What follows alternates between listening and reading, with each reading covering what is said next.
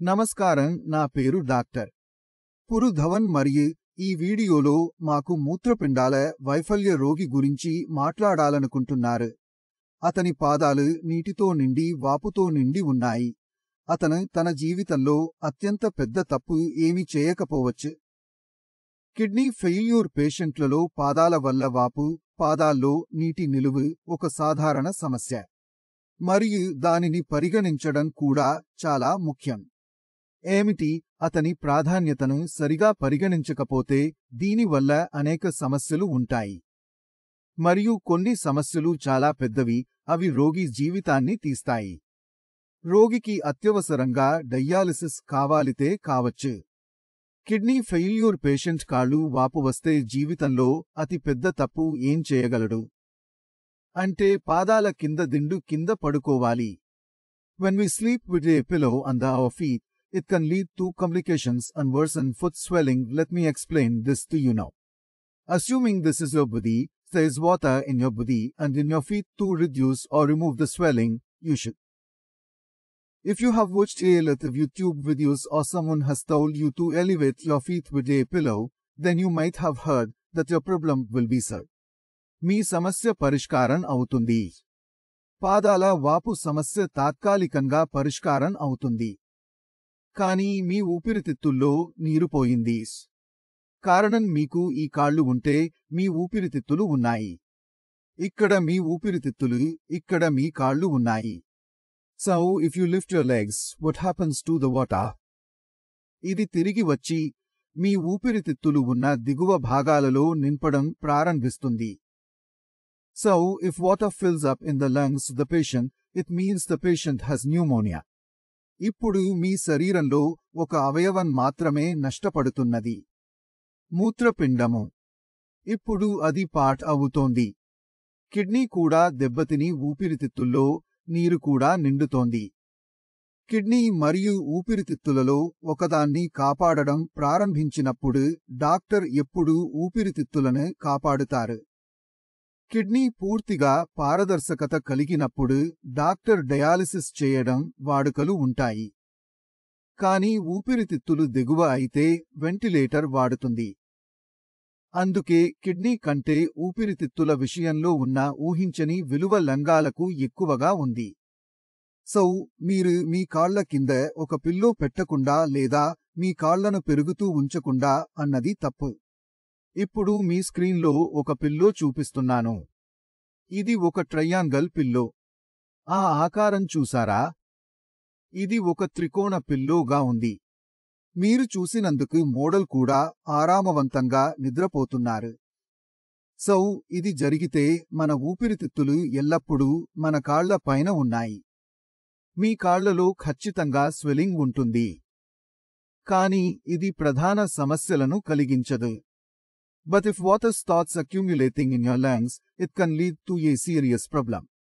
కాబట్టి రోగి ఎప్పుడు నిద్రపోవాల్సి వచ్చినా, పడుకోవాల్సి వచ్చినప్పుడు అతను వంగిన స్థితిలో నిద్రపోతాడు.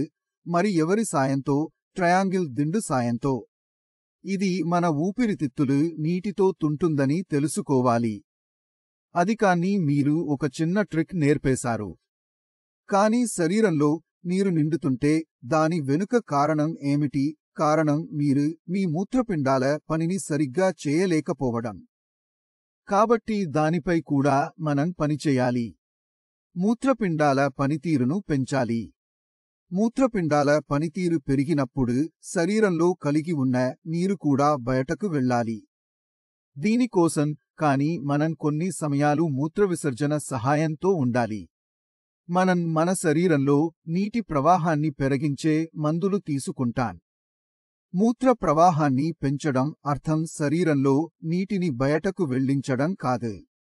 మీరు గుర్తుంచుకోవలసిన రెండవ విషయం ఏమిటంటే నీటి పరిమాణాన్ని నియంత్రించాలి. కారణం మీ శరీరంలో ఇప్పటికే చాలా నీరు ఉంది. If there is too much water in your body, drinking more water will make it worse and increase the problem. కాబట్టి మీ పాదాలలో స్వెల్లింగ్ చూస్తే మీ మొదటి చెవి మీద నీటి పరిమితిని తగ్గించడం కావలసిన పని. ఒక రోజులో 1 లీటర్ నీరు తాగితే అది 500 మిల్లీ లీటర్లకు తగ్గించవచ్చు. ఎందుకంటే మీరు 500 మిల్లీ తాగితే మీరు 800 మిల్లీ లేదా 900 మిల్లీ మూత్రం ద్వారా బయటకు తీస్తున్నారు. అప్పుడు వాపు తగ్గించబడుతుంది. మీరు గుర్తుంచుకోవలసిన మరొక విషయం ఏమిటంటే మీరు మీ ఆహారంలో ఉప్పు మొత్తాన్ని తగ్గించాలి. సేమ్ అస్థి. If you consume too much salt, you may experience swelling not only in your legs but also in your face. కారణం ముఖం నీటితో పూర్తిగా తుంబినట్లు ఉంటుంది.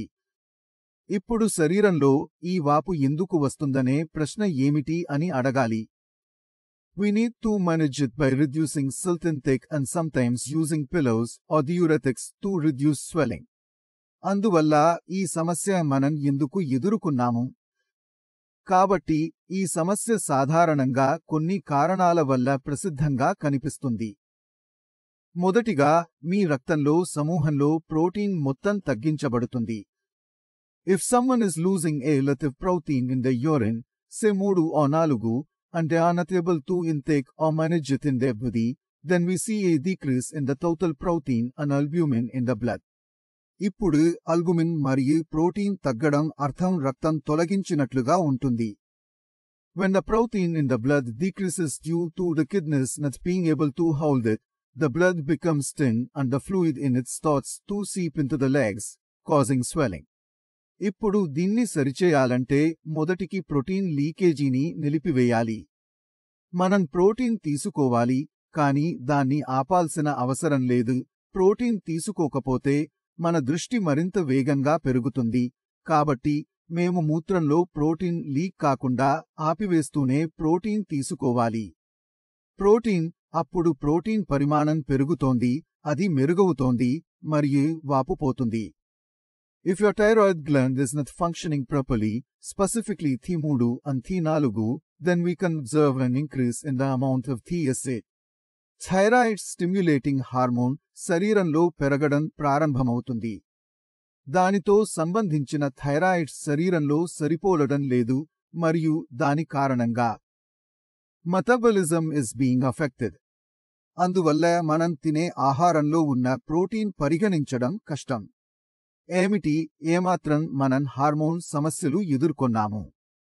కిడ్నీ ఫెయిల్యూర్ పేషెంట్లందరూ డిఫాల్ట్గా ప్రతి 3వ నెలలో థైరాయిడ్ టెస్ట్ చేయాలని మానం చేస్తాను. మీకు పొరపాటున వాపు వస్తుంటే దాని వెనుక థైరాయిడ్ ఉండకూడదు. ఏమిటో కాదు, థైరాయిడ్ను నియంత్రించడం చాలా సులభం. మీరు కేవలం ఒక టాబ్లెట్ తీసుకోవాలి మరియు మీ థైరాయిడ్ కంట్రోల్లోకి వస్తుంది. కిడ్నీ ఫెయిల్యూర్ పేషెంట్ కాళ్లలో వాపు వస్తే ఏం చేయగలడని ఈ వీడియో ద్వారా మీరు చాలా అర్థం చేసుకున్నారని అనుకుంటున్నాను. మీకు ఇంకా ఏవైనా సందేహాలు ఉంటే ఏదైనా అడగాలనుకుంటే నేను అందువలన ఉన్నాను. నా డాక్టర్ టీం అందుబాటులో ఉంది. మీరు వారితో చాట్ చేయగలరు. దీనితో నేను ఈ రోజు మీకు విడిచి పోవాలనుకుంటున్నాను. మీకు తర్వాత కలవాలనుకుంటున్నాము. వీడ్కోలు.